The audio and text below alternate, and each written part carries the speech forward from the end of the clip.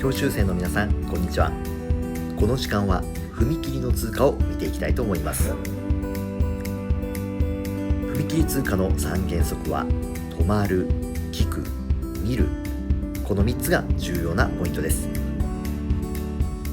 では通過の仕方を見ていきましょう。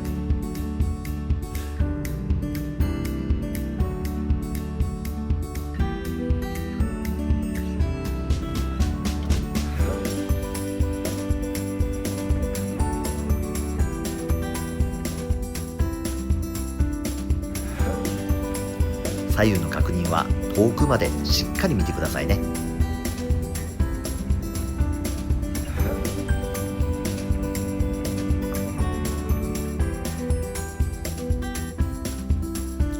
ご視聴ありがとうございました。